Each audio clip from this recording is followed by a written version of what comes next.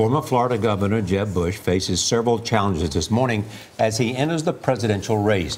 One priority is to regain momentum in a crowded Republican field. But he also needs to win over voters who are not ready to have another Bush in the White House. CBS News contributor and GOP strategist Frank Luntz went to New Hampshire. He gathered a focus group of Republican and independent voters in that key primary state.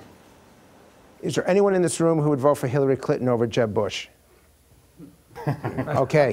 Is there anyone in this room who will not vote for Jeb Bush, guaranteed, in the Republican primary? So what's the problem? He was an excellent governor, but he's just not a good candidate for president. Because? His policies are worn out. What's the problem?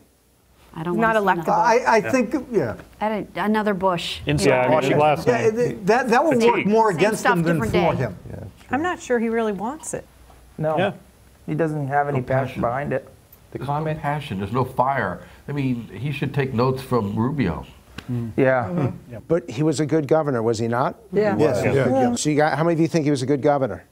So why can't someone who was a good governor of an important state be a great president? He can't. He's He not can be, electable. but he doesn't have the passion to deliver. He doesn't have the charisma. He doesn't come across like, certainly not Marco Rubio. He's sitting back on his laurels and telling you who his family is. He doesn't inspire the next generation. I think we've experienced Bushes and we've experienced old white men running for the Republican Party. And even looking around the room, most of the people in this room are old. You know what I mean? And Wow. Ouch, man. All right.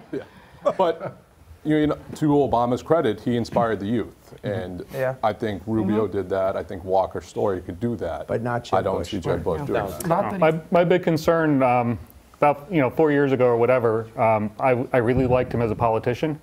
But after learning his positions, that's why I don't support him. My biggest concern was his last name. Now it's his positions. Really, what I'd like to do is be able to see him.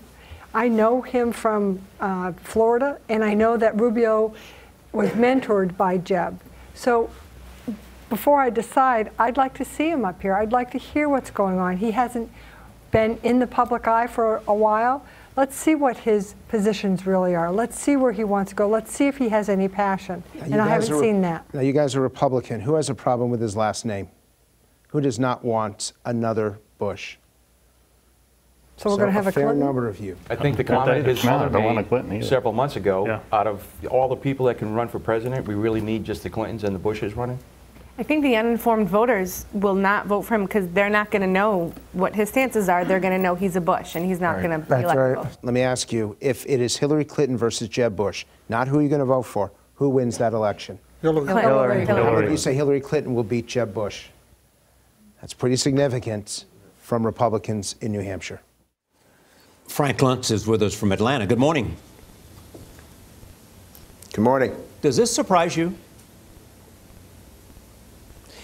It surprised me, but it's what I've been hearing for the last 5 months, that for the first time in maybe 20 years, Republicans seem willing to sacrifice a little bit on ideology to get more in electability. And their greatest concern with Jeb is that they're not convinced that he can beat Hillary Clinton next year. Why are they questioning, Frank, his desire to run, and have the Marco Rubio people called you yet and said, we want a copy of that tape? That seems like a campaign ad waiting to happen for somebody. But why are they questioning his desire to run? Well, it's because he made a comment that he wants Republicans to see his heart. Here's the problem. Republicans want to see inside your head. Democrats want to see inside your heart. Both of them are legitimate. But I think that Jeb is, for the GOP, at this point, a little bit too gentle, that they're so eager after 7 years of Barack Obama to get someone who's going to fight for them, that Jeb his communication comes across as too gentle, not tough enough, and not passionate enough.